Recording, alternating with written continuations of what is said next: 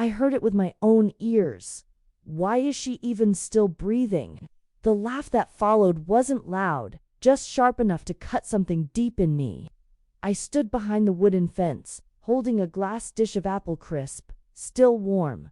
My hands didn't shake. Not yet. I didn't leave. I walked through that backyard like I hadn't heard a thing, past the patio lights, past the lawn chairs, past the faces that didn't look toward me. Some of them were my family, some were friends, but none of them smiled. Someone cleared their throat. "Oh, Helen, we didn't know you were coming." That was Sandra, my daughter-in-law, the same voice from behind the fence. "I brought apple crisp," I said. No one offered to take the dish. I found a spot at the end of the table. The folding chair squeaked under me. My hip hurt, but I sat straight. The air smelled of grilled burgers and citronella candles. Music played from someone's phone, something too loud and fast for anyone over 45. They laughed, ate, drank. I watched. Michael, my son, made a toast at one point. "To family," he said, raising a beer. And when the glasses clinked, no one looked my way. The children, my grandchildren, ran past me 5 times. No one stopped. No one said, "Hi, Grandma." I wondered if they even recognized me without my cardigan or the shopping bags. I used to bring them candy in small bags. Sandra eventually walked over. She leaned in with that fake smile she wears when other people are watching. "Did you want a plate?" I looked up at her. "I'm fine." She nodded too fast and walked away before I could say more. I stayed until the end. I helped clear plates. I folded napkins.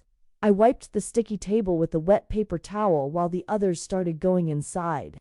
Then I picked up my empty glass dish, still warm from the afternoon sun, and I left.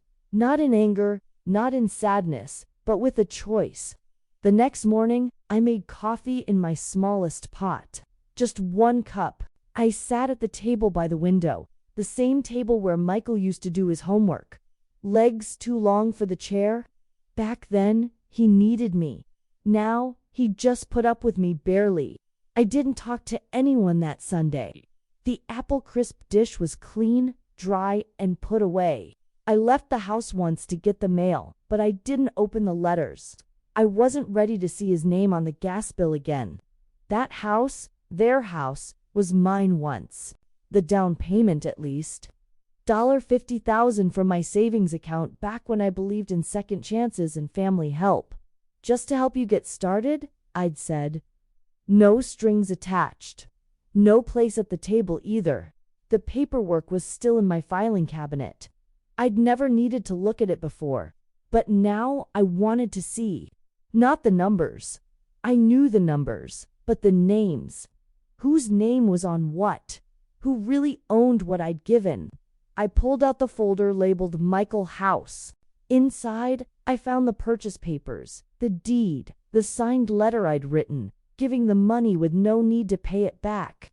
"Because you're my son," I had written. It hurt to read that line. More than I expected. That evening, I called a woman named Rita. She's not a friend, not exactly, but she's smart. Used to work in legal stuff. We met at book club years ago and stayed in touch sometimes.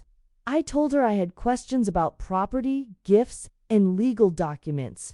She didn't ask why. She just said, "Come by tomorrow, bring everything." I slept well that night. No pills, no walking around. Not peace exactly, but a kind of settling. In the morning, I dressed carefully. Pressed pants, real shoes, the good jacket, even though it was too warm for it. When you're about to change the shape of your life, you wear something with buttons. Rita's house smelled like lemon spray and mint tea. She looked at the folder, read through the papers, and made a small noise. No written promises, no shared ownership. "It's theirs now. You gave it." "I know," I said, "but that doesn't mean you're powerless." She told me what could still be done about accounts, wills, legal papers. "You can't take the house back," she said, "but you can make sure they don't get anything else." That was enough. She gave me a list. I folded it in half and put it in my purse. That evening, I sat back at the kitchen table. No music, no TV, just the quiet I used to hate, but now welcomed. I took a blank piece of paper and wrote a name at the top, Michael. Then I drew a single line through it. On Wednesday, I baked a cake I didn't plan to share. Chocolate with a little vanilla. I used the good recipe, the one I used to save for birthdays and holidays. This time, it was just for me. No reason, no special day, just because I still could. I sat on the porch while it cooled, my legs covered with the old blanket Ruth gave me before she died. The street was quiet, a few kids on bikes, someone cutting grass 3 houses down. It was the kind of afternoon where nothing big happened, unless you were paying attention. Around 4, a car I knew pulled into the driveway next door. Sandra's sister, Jennifer, stepping out with a bag full of groceries and a bottle of wine. She knocked once and went inside without waiting. Comfortable, sure of her place. I hadn't been invited to that house in nearly 5 months, not since Emma's birthday. Even then, they sat me near the garbage can. So you won't be too close to the speakers, Mom. I remember Michael saying that like it was kind. Emma hadn't opened my gift until after I left. A photo album I made by hand. I'd written a little note inside the cover to Emma with all the love a grandma can fit on a page. She never said anything about it. I'd seen them twice since, at the store once. Michael in a hurry. Sandra pretending not to see me in the bread aisle. Another time at the post office where Emma walked right past me. No smile. Just a look like I was a store clerk or a neighbor she couldn't quite remember. And still, I'd kept a box in my closet with stickers, small toys, little treats for the children, just in case. For years, I filled it faithfully. That day, I emptied it. Every last thing went into a trash bag. I set it by the curb with the other garbage. I watched the bag sit there for hours, untouched, just like me. That evening, I got a text from Michael. Hey, Sandra says she might have upset you on Sunday. Didn't mean anything by it. She was just tired.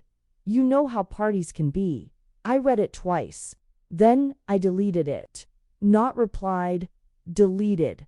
I wouldn't save his excuses like treasures anymore. I'd done that too long. Kept reasons like souvenirs. Wrapped them in the soft padding of he didn't mean it or she's just stressed. No more. At 7, someone knocked. For a second, I thought maybe, but it was Mary from next door bringing a pot of vegetable soup and asking if I'd seen her dog. I hadn't, but I invited her in. We sat at the kitchen table and shared the cake. She didn't ask about Michael. Didn't ask why my eyes looked sadder than usual. She just said the cake was so good it made her want to dance. We laughed. I needed that laugh more than I knew.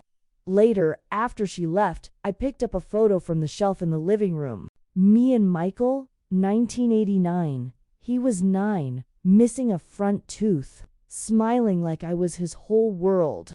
I looked at that boy and whispered, I miss you, not the man, the boy. I turned the photo face down. Then I opened my desk drawer and took out the envelope labeled important. In it, my will, my medical papers, the legal power Michael had signed for 3 years ago when I had the accident. The one he never checked on, never asked about. I held that paper in my lap a long time. Tomorrow, I'd go back to Rita. But that night, I sat still in the dark and said goodbye to a version of my family that only lived in my memory. Rita's office was quiet the next morning, a soft kind of quiet, the kind that wraps around you like a warm coat. Her desk was covered with neat piles of papers, a mug that said, I love Mondays, and a glass jar of mints no one ever seemed to eat. I want to start with the power of attorney, I said, placing the paper in front of her. Cancel it today. She looked at me over her reading glasses. Are you sure, Helen? That's a big change, I'm sure. She didn't ask why, just nodded and slid the paper to her side of the desk. We'll file the cancellation today. I'll stamp it. You'll need to sign a few things, but I'll make it easy. I sat back as she printed the forms. My heart didn't race. I wasn't shaking. This wasn't revenge. This was repair. I also want to change the will, I said. Remove Michael as person in charge. Remove him completely. That made her stop. You want to cut him out completely? I nodded. He has a house, a job, a family. He doesn't need what I've saved. He's already shown what he values. She didn't argue, just opened a clean form and began typing. Who should take his place? I'm not sure yet, I said, but I'll find someone. A professional maybe. Someone who doesn't look through me like I'm a problem. She made a note. And the house goes to no one in the family, I said. Sell it. The money should go to something that matters. Any ideas? I reached into my purse and pulled out an old brochure. The homeless shelter on Oak Street. I stayed there once long ago before Michael was born. She didn't say anything for a while, just clicked a few boxes on her computer. You're very sure about this, she said. I've been unsure long enough. When the papers were ready, I signed everything in careful, slow strokes. She stamped them, stapled them neatly, and handed me a copy of each. As I stood to leave, she walked me to the door. If you change your mind, any of it, just call. I won't. The air outside felt sharper than before. The sun was out, but it didn't matter. Some days you carry your own weather. I pulled my jacket tighter and walked slowly back to my car. At home, the phone was blinking. One message, "Hey Mom, got your message about legal stuff. Not sure what's going on. Sandra said you were acting strange last weekend. Anyway, call me." Okay, I deleted it. Then I blocked the number. The next morning, I called a locksmith. The man was young, polite. He changed the front and back door locks without asking questions. When he handed me the new keys, I made 5 copies. One stayed in my purse, one in a safe box, one with Mary next door, one for my bank box. I slept better that night. No dreams, just rest. Saturday morning came with the smell of rain. Not the heavy kind, just that soft, wet smell that settles into everything. I pulled on my boots and went outside anyway. The garden hadn't been touched in weeks, and the flowers were drooping like tired heads. I cut them back slowly, carefully. The scissors in my hand felt like control. At noon, I drove to Community Bank. The branch was quieter than I remembered. No long lines, just the soft sound of machines and the quiet talk of customer service voices. I asked for a manager. A woman named Lisa came out, quick but nice, and led me to her glass office. I'd like to check all authorized users on my accounts, I said. She pulled up the screen. You have 1 cosigner and 1 cardholder listed, Michael R. Patterson, that your son used to be. She paused. Would you like to remove him? I'd like to erase him. Her fingers stopped above the keyboard. Completely. Yes, remove the access, cancel the card, make everything in my name only, and I'd like to set new security questions, change the online password, and lock the account until I come in myself. She nodded and began typing. While she worked, I stared at the plant on her desk. A small green thing, its leaves shiny and heart-shaped, hanging gently toward the floor. I used to have one just like it in Michael's baby room. He once tried to eat the soil. I'd laughed so hard I almost dropped his bottle. Lisa printed out the changes and slid the papers to me. If you'd like to set up alerts or create a trust, we can help with that too. Not yet, I said. I'm still building the next part of my life. She smiled like she understood more than she said. When I left the bank, I didn't feel proud. I felt clean. At home, I went to the hall closet, the one with the photo boxes, the holiday decorations, and the sweater I never finished making. I took out the fireproof safe and opened it. Inside were my most important papers. The deed to the house, birth certificates, insurance papers. I removed Michael's birth certificate, not to destroy it, just to separate it. I placed it in a folder labeled Past and stored it in a drawer away from everything else. That night, I opened my phone book. It still had tabs from the 90s, little plastic separators that had yellowed over time. I flipped to M and stared at the names. Michael and Sandra, Emma and Jake. I took out a pen and drew a single line through each one. Then I flipped to R and wrote a new name. Rita Moore, attorney, legal help. I slept with the windows open that night, the rain making soft sounds on the roof. No nightmares, just a quiet, steady knowing. Sunday, Mary came by again, this time with blueberry muffins. We sat in the kitchen and talked about the stray cat that had moved under her deck. We named it Chester for no good reason. She stayed until just after lunch. After she left, I picked up the Sunday paper and read it front to back. I circled a listing for a small apartment in a quiet building on the other side of town. 2 bedrooms, first floor, washer and dryer included. Just enough. I cut it out and put it on the fridge. Not for now, but for soon. I wasn't running. I was getting ready because the next time someone asked, why is she even still breathing? I wanted the answer to be clear, to take back everything I gave away to Isoli. On Monday, I called the property lawyer Rita recommended, a man named David Miller. His voice was steady, calm, the kind you trust before you even see the face behind it. I told him I wanted to talk about ownership changes and property transfers. He gave me an appointment for Thursday. In the meantime, I gathered everything. The deed to the house, the property tax records, the repair bills I'd kept for 25 years. New water heater, new windows, the air conditioner that Michael had said wasn't worth the money, but I'd paid for anyway. Every receipt was a thread in the story they wanted to forget.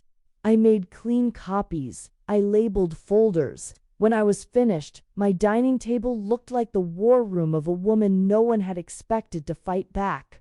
That night, the phone rang again. Unknown number. I let it go to voicemail. A moment later, the machine picked up. Helen, it's Sandra. Look, we really don't understand what's going on. Michael's been trying to call. Emma's been asking about you. We're all worried. Please call us back.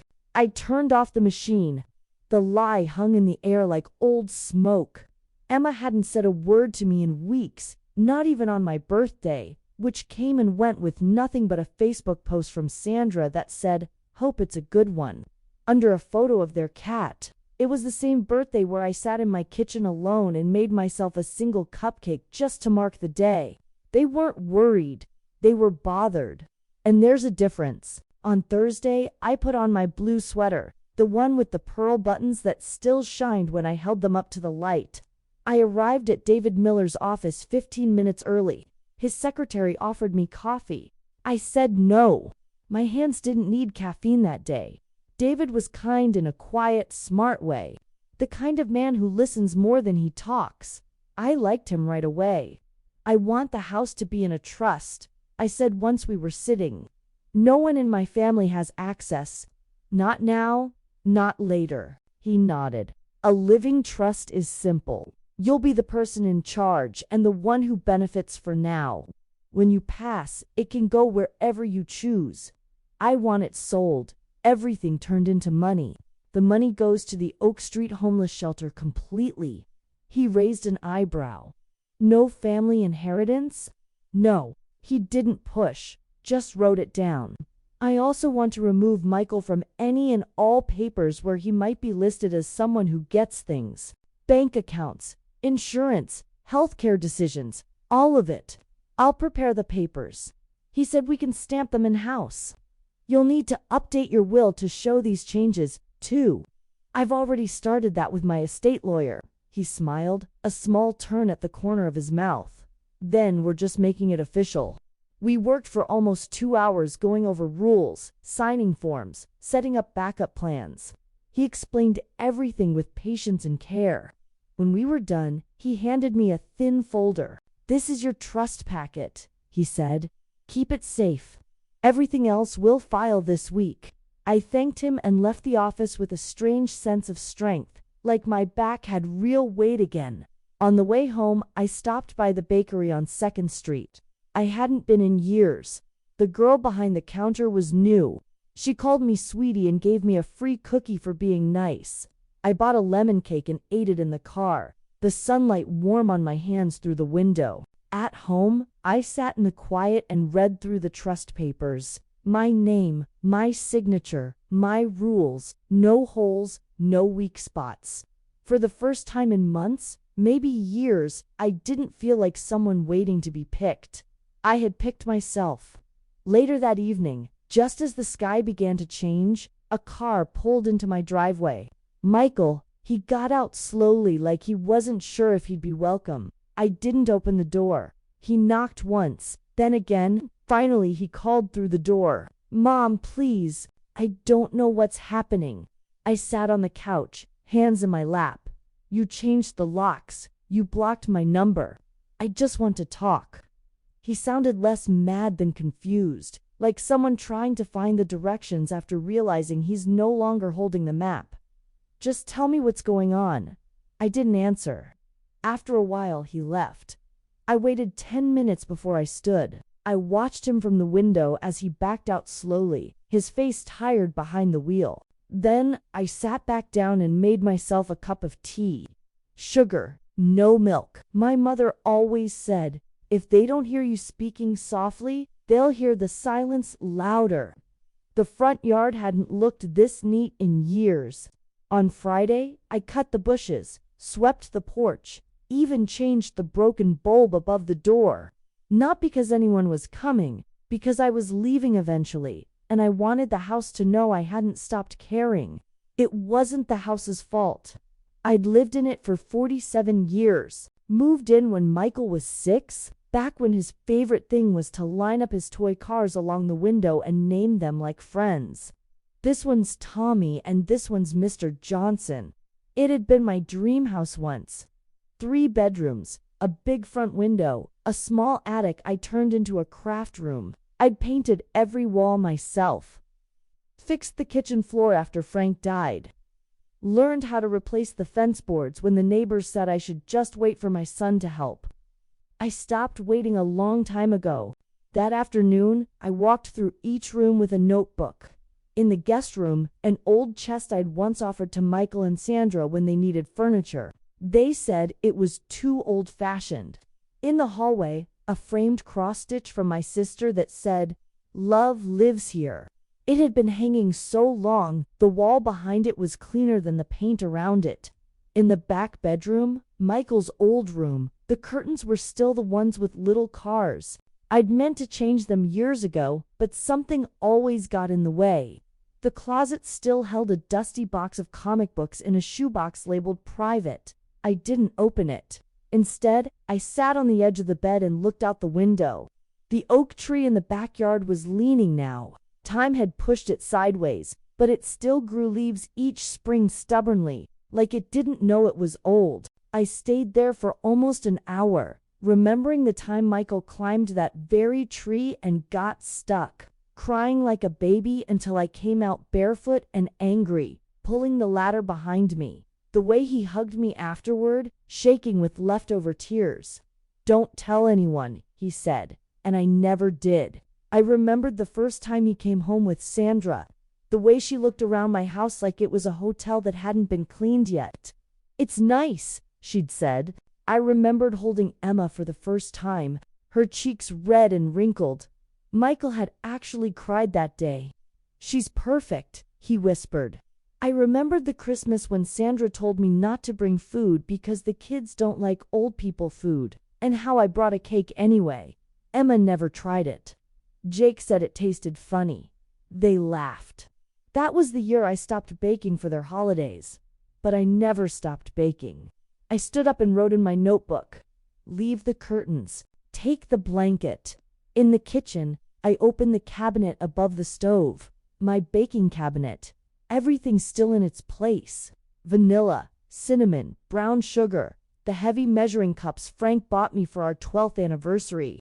I wrapped them carefully and placed them in a padded box labeled "Keep." The next day, I called the apartment building I'd cut from the paper. A nice woman named Carol answered. "Yes, we have a 2-bedroom still open," she said.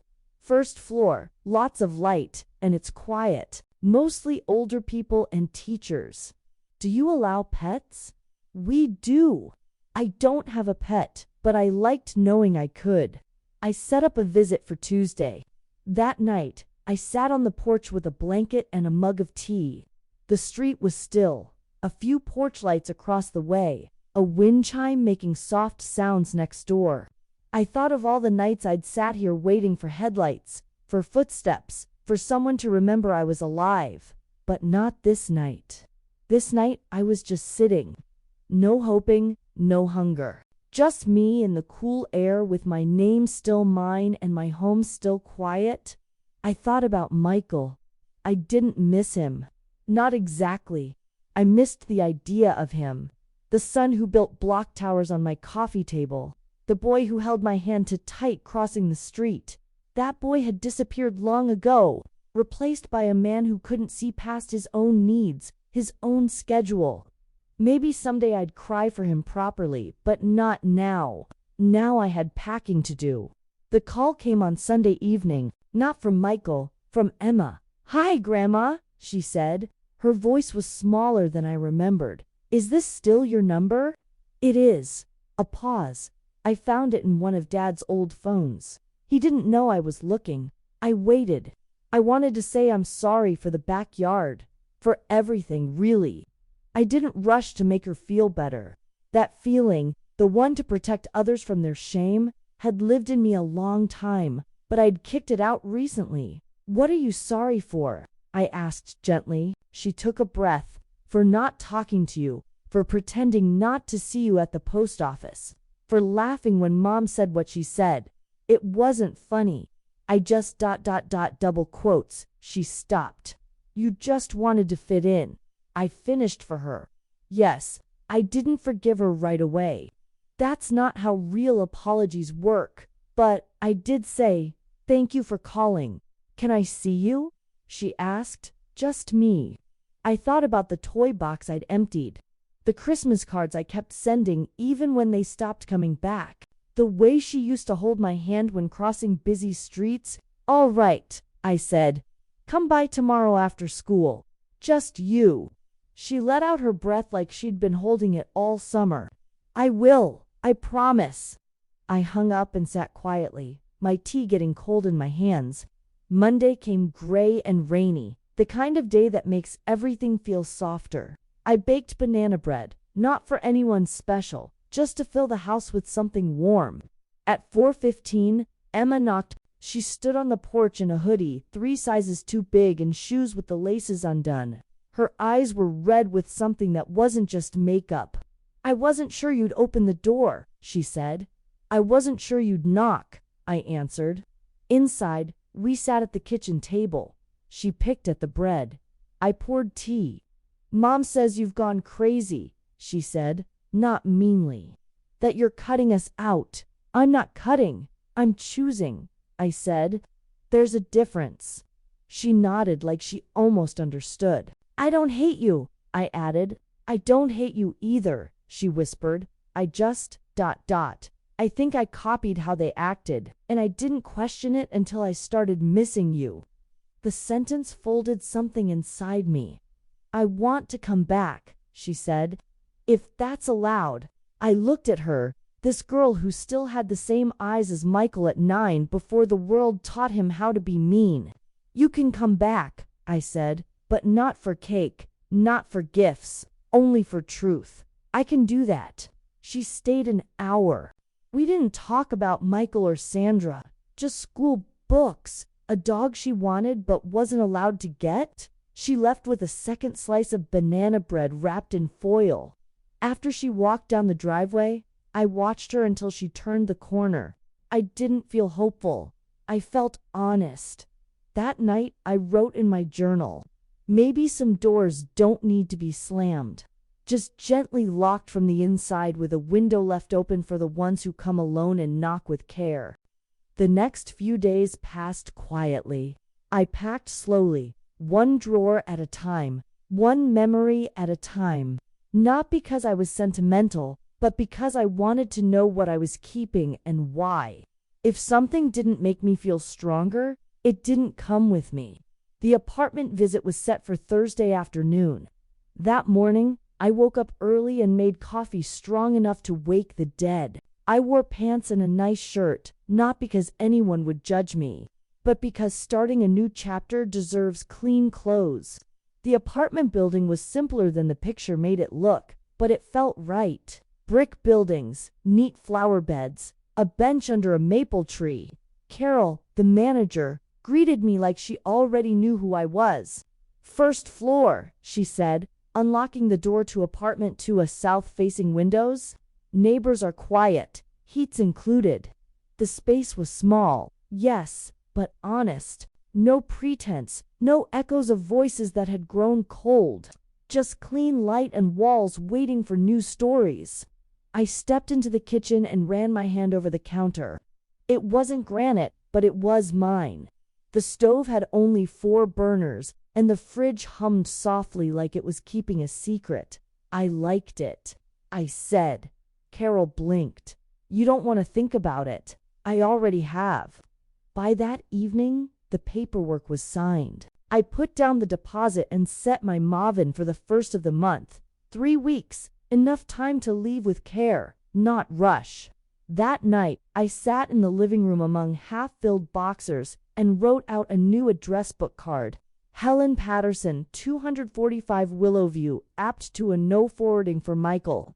I smiled as I tucked it into my drawer. 2 days later, Michael showed up again. He didn't knock right away. I heard his car before I saw it.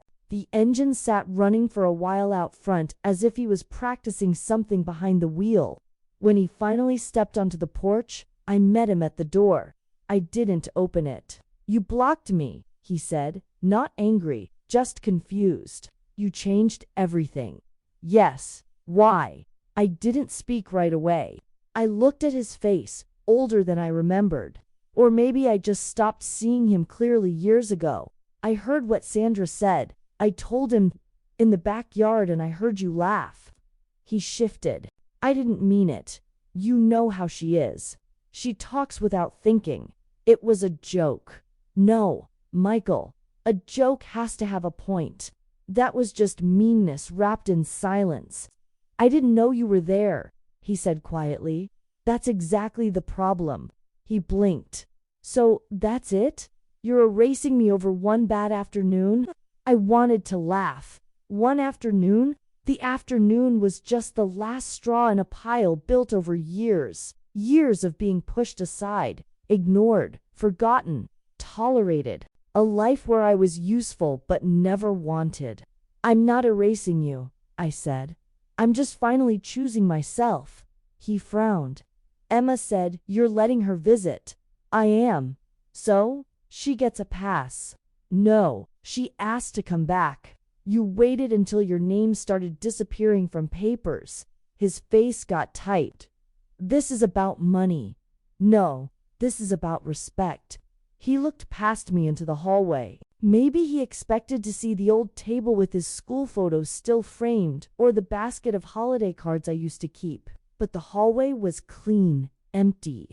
"I'll always be your son," he said, "and I'll always be the woman who gave you more than she should have." I stepped back and closed the door. Not slammed, just shut. Through the window, I saw him stand there a moment longer, then leave. That night, I didn't feel proud. I cried for 8 minutes. I timed it. I let myself feel the break, not because I regretted it, but because endings deserve respect. Then I made tea, packed one more box, and placed it by the door marked Keep. The kitchen table held only what mattered now. 1 teacup, a lamp, a small bowl of apples. Everything else had been packed or given away. I didn't need much anymore. Just what fit inside one small life. On Sunday afternoon, I had tea for the first time in years. Not for birthdays or holidays, just for warmth. Margaret came first with her cane and her bag of puzzle books. Then Linda in her fancy coat, even though it was 55 degrees. Then Nancy, my old friend from the church group, who still wore perfume that smelled like flowers and old letters. They didn't bring food, though each had offered. I told them it wasn't about that. I baked a single-pound cake, nothing fancy, just enough to slice once each with one piece left over. We sat by the windows, the afternoon light soft and pale. I poured tea in my chipped china, the white set that survived 3 moves and 1 accidental drop in '96. No one asked about Michael or Emma or the house. Instead, we talked about back pain and food prices. Linda told a story about a store clerk who helped her reach something on a high shelf. Margaret said her nephew got married to a girl who wore shoes with tiny bells on them. Nancy brought up the library's book club and asked if we wanted to join. It was the most comfort I'd felt in years. At one point, the conversation got quiet the way it always does when women over 70 drink warm things together. The room settled, not from awkwardness, but from fullness. And I said it. I'm moving.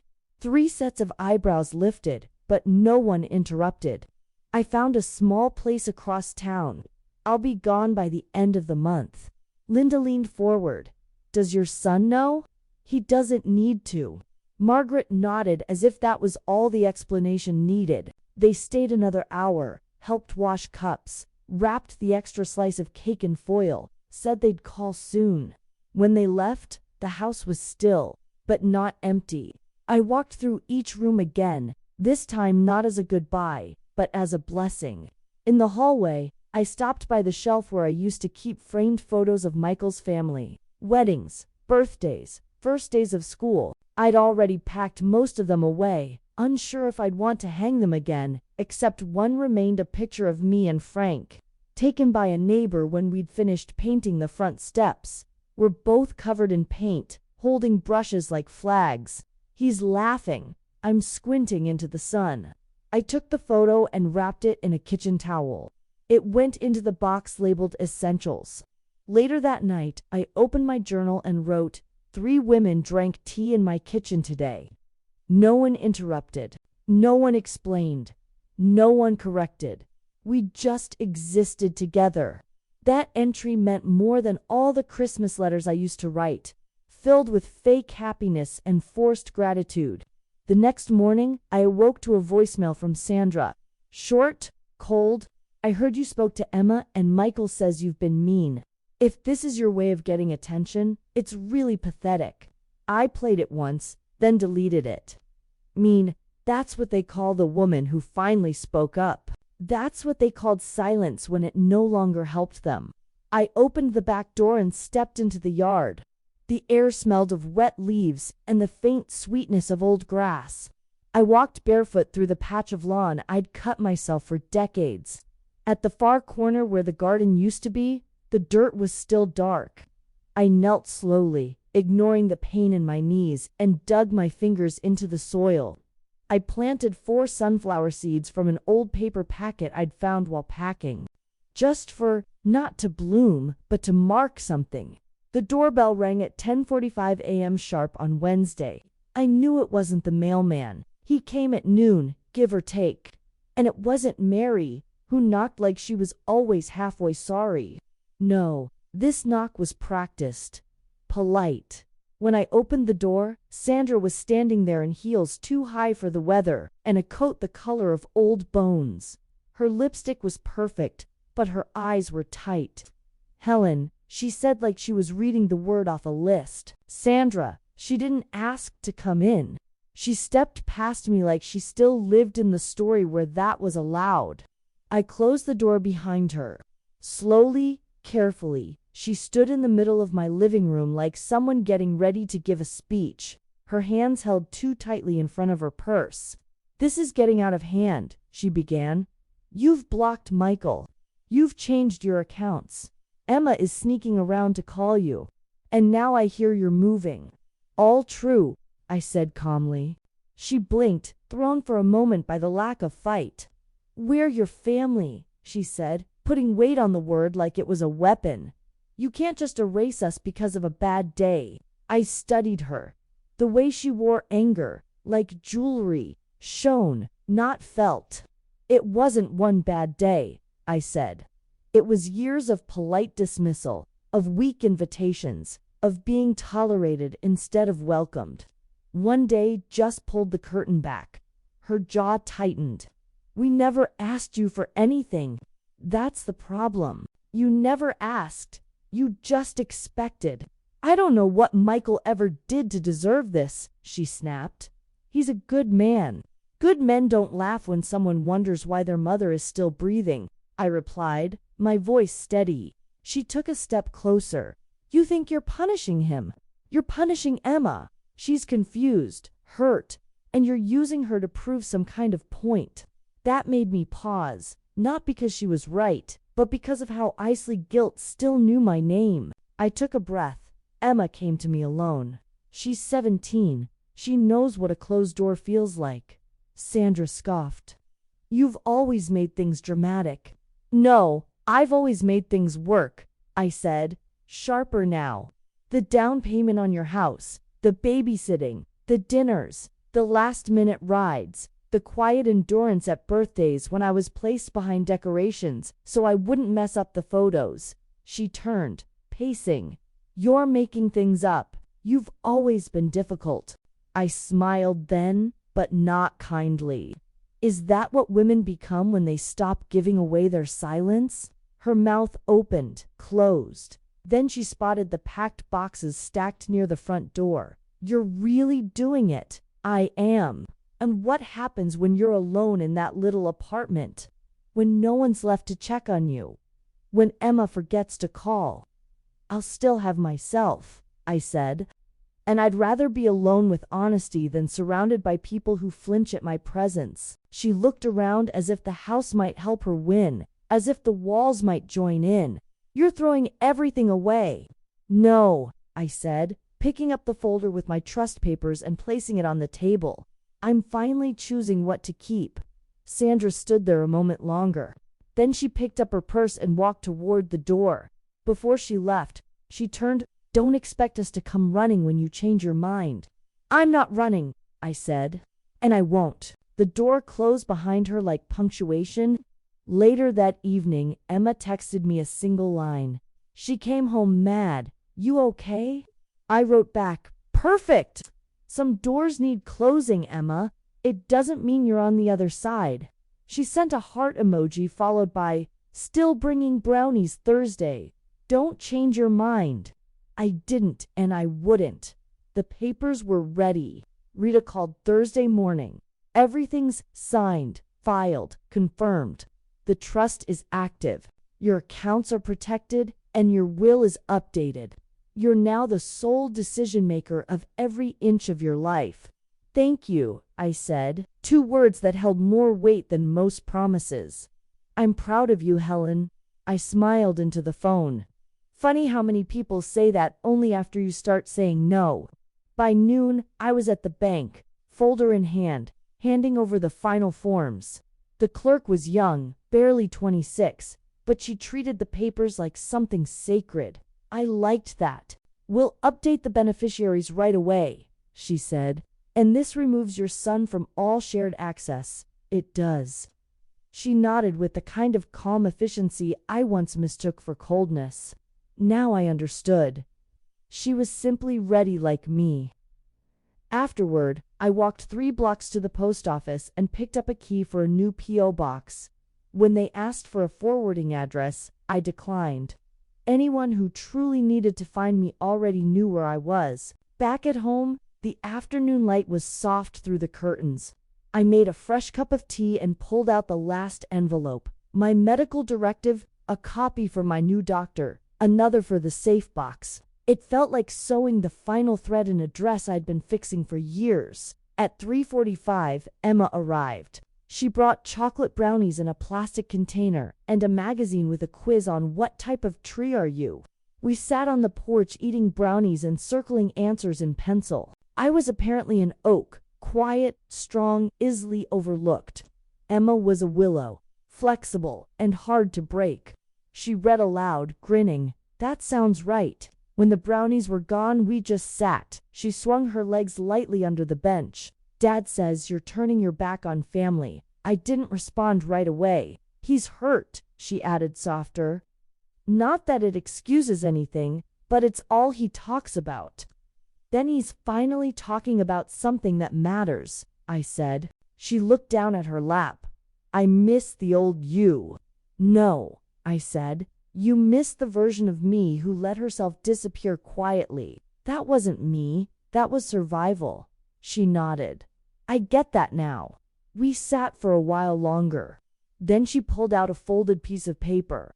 It's just a drawing, she said suddenly, shy. I made it last night. I don't know if it's any good. I unfolded it. A pencil drawing, rough but clear. A woman seated in a chair, her back straight, eyes forward. In front of her, a chessboard. On her side, just 3 pieces. On the other, a full set. But her pieces were in winning positions. She's not losing, Emma said. She's just starting to play her game. I didn't speak. I couldn't. I reached out and squeezed her hand. Can I hang it in the new apartment? I asked. She lit up. Really? Really? As the sky turned orange behind the rooftops, she stood to leave. I know this doesn't fix everything, she said, but I want to be around if you'll have me. I will, I said, but only as you are. No pretending. She grinned. Willows don't pretend. After she left, I sat alone for a long time. The drawing in my lap, the house quiet around me, all the paperwork signed, all the choices made. No more permissions to seek, no more hoping for invitations that came too late or too shallow. It was done, not bitterly, but firmly. Tomorrow I would begin packing the final boxes, and after that, something better than hope. Space. Moving day arrived quiet without ceremony. I woke before dawn, made coffee in the same chipped mug I'd used for over 25 years, and stood in the kitchen one last time barefoot, the tile cool under my feet. The light hadn't yet reached the windows, but I didn't need it. I knew every inch of this house in the dark. The movers came at 9 sharp, 3 young men, polite, fast, a little surprised by how few boxes I had. I'd labeled everything clearly. Kitchen, keep, closet, donate, bedroom, memories, and one marked do not open yet. They didn't ask questions. By noon, the house was nearly empty. The walls looked tired, like they were breathing out. I walked through each room slowly, my fingers touching surfaces one last time, not to hold on, but to think. In the hallway, I paused where Michael's height marks used to be, long painted over. I could still feel the lines if I pressed lightly enough. 6 years old, 8, 12, a lifetime of inches that couldn't be undone. I didn't cry. I placed a small envelope in the top drawer of the empty hallway table. It held 1 key and a note that simply read, "This house taught me everything. Thank you." Then I locked the front door behind me and didn't look back. The apartment smelled like fresh paint and new beginnings. The movers placed the boxes exactly where I asked. I tipped them too much. I didn't care. Carol from the office brought me a welcome packet and a small plant. "Something green," she said, "for your window." It was a tiny cactus in a ceramic pot shaped like an owl. I placed it beside the kitchen sink and whispered, "I think we'll get along." The first thing I unpacked was the kettle, the second, Emma's drawing. I hung it near the window where the light caught it softly, the pencil lines glowing like they were freshly drawn. That night, I made soup and ate on the balcony wrapped in a blanket. No noise, just wind and the occasional sound of someone else's TV through the wall. I didn't feel lost. I felt spacious. The next morning, I unpacked the last box.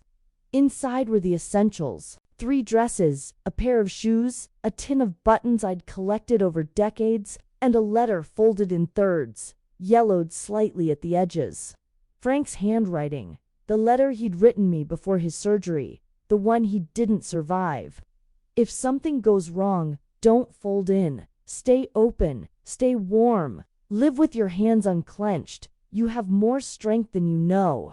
I placed it in the same drawer where I kept my will. That afternoon, I baked for the first time in the new oven.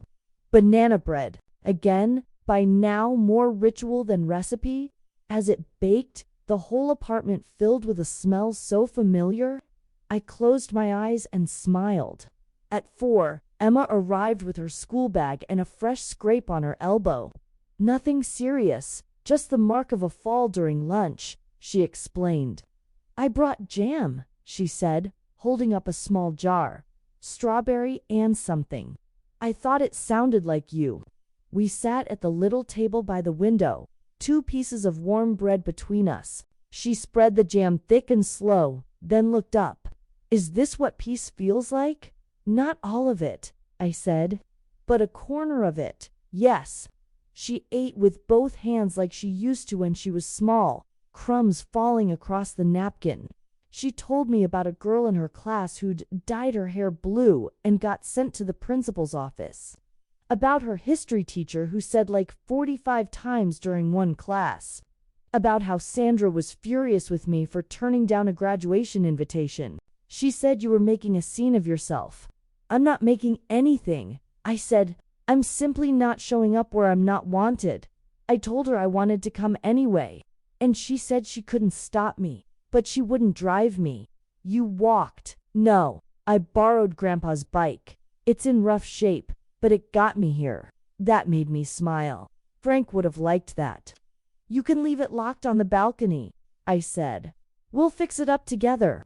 Her eyes lit up. Really, really. After she left, I watched the sun lower behind the row of trees outside. I didn't miss the house. I didn't miss Michael's silences or Sandra's fake smiles. I didn't miss the old version of myself that whispered, maybe next time they'll see you. Because now I saw myself and I didn't need permission to exist. 1 week after the move, the house sold. The realtor called to say the offer came in just above asking. An older couple, no kids, looking for quiet and history, she said. I almost laughed. They'd found both. I didn't go back, not even for the final walkthrough. I gave David power of attorney for the sale, signed what needed signing, and let it go. He called when it closed. It's done, he said. I thanked him, then hung up and stood in the middle of my apartment. It wasn't large, but every inch of it was mine. I opened a new bank account for the shelter donation. I didn't put it in my will. I gave it now. I walked in myself, handed the check to the director and said, "This is for the women who leave without shoes." She stared at the amount and started to cry. I didn't. I'd done my crying. This wasn't grief. This was purpose. That night, I made soup. Not for anyone, not for an occasion, just because I liked the way onions softened in butter. The radio played quietly in the background. Some jazz station with no ads, just pianos and soft rhythms that didn't ask for applause. I ate in my robe, standing by the stove. No place setting, no explanations, just hunger met. At around 8:30, my buzzer rang. I didn't expect anyone. When I answered, I heard Emma's voice. "Can I come up?" Of course. She was carrying a shoebox and wore an oversized sweatshirt with sleeves pulled over her hands. "What's in the box?" "Stuff I'm not ready to keep at home," she said. Inside, a notebook, a phone charger, a bracelet that wasn't Sandra's style, a photo of her and me at the fair when she was 6. She had cotton candy on her face. I'd forgotten that day. She hadn't. "I don't want to live there when I'm older," she said suddenly, sitting cross-legged on the floor. "With them. I mean, you won't have to," I said. "You get to choose, even if they hate me for it. Especially then." She nodded, thoughtful. "Do you think people can change?" "Sometimes, but I think the better question is, can they stop pretending?" She looked up. "Are you still angry?" "No, I'm finished." Emma stayed until nearly 10 o'clock. We didn't talk about Michael. She didn't ask for stories about him, and I didn't offer. Some threads don't need tying. When she left, she hugged me tighter than she ever had before. The next morning, I walked to the corner store for milk. The man behind the register nodded at me like I was already part of the routine. "You're the banana bread lady," he said. "The girl with the bike talks about you." I smiled. That's me. I bought a newspaper just because I could and read it on the balcony with my feet tucked under me. The world still turned. Bills still came. But the silence inside my chest was no longer heavy. It was restful. Later that week, a letter came. No return address, but the handwriting was Michael's. I opened it slowly. Mom, I don't know how to fix this. I don't know if you want me to. I said things I can't take back. I let things happen. I should have stopped. I don't know how to be the man you deserve, and I'm scared it's too late to learn. But Emma talks about you every day now. She's different, stronger, and that came from you. I'm sorry. I hope one day you'll let me try. I folded the letter and placed it in a drawer. Not forgiveness, not refusal, just a space where it could rest, undisturbed. That night, I wrote in my journal, I am not angry anymore, not afraid. I am not waiting at windows, not watching driveways. I am not a forgotten guest at someone else's table. I am building my own day. I turned 74. I woke up without an alarm. There were no balloons, no surprise texts from relatives who remembered me once a year. No brunch reservations or gift bags left on doorsteps. Just morning light through clean curtains, the sound of rain somewhere in the distance, and the soft breath of a life that now belonged only to me. I made pancakes, 3 of them, ate them with syrup and a sliced banana. Then I sat in the middle of my little apartment with the photo of Frank propped on a chair and said, well, we got here, didn't we? At noon, Emma came. She brought daisies, yellow ones, still wrapped in the paper sleeve from the florist. You're not a birthday cake person, she said. So, I brought flowers like grown-ups do. She gave me a small envelope. Inside was a card she'd made herself, painted, not drawn. On the front was a simple image. 2 chairs on a porch, one empty, one with a teacup on the armrest. Inside it read, thanks for keeping a seat for me. We had tea and toast and talked about her final exams, her plans to work part-time at the shelter over the summer, and how she was trying to convince her school to start a support group for kids who didn't feel like home was home. She asked me if she could use my name. Only if you use it for something true, I said. She laughed. That's the only way I use it now. Before she left, she said, you look different. I feel different, I replied. She looked me over like she was taking inventory. You look like someone who doesn't back down. After she was gone, I sat on the balcony with a book I'd been meaning to read for 18 years. I read 4 chapters, then put it down. Not because I was tired, but because I didn't need to finish things just to prove I could. The next day, I mailed a donation to a legal fund for older women in housing disputes. I didn't include a note, just the check and the name of the trust, quietly placed like a stone in the right place. I also planted mint in a small clay pot. It wilted a little in the first days, then perked up, leaning toward the kitchen window like it had made a choice to live. One morning, I got a text from Michael. Happy birthday, Mom. I didn't send a card. I figured I haven't earned that yet. Just wanted you to know I'm still here. I didn't respond. Not out of anger, because not every apology needs a reply. Some simply need to land quietly in the place where harm was once ignored. That evening, I invited Margaret and Linda over. Nancy couldn't come. She'd caught a cold, but sent a crossword torn from her paper with a note. 15 across made me think of you. The answer is anchor. We drank tea and laughed about knees and politics and how Carol from the leasing office had taken up birdwatching in her parking lot. They brought apple pie and a promise to come again next week. After they left, I stood in the doorway for a moment and just listened. Not for footsteps leaving or for silence returning, but for the sound of a house that had filled up again, this time with the right kind of noise. That night, before I turned out the light, I wrote in my journal for the last time in that volume. They asked why I was still breathing. Now I can answer, to remember my name, to set my own table, to keep the door open just wide enough for those who knock with clean hands.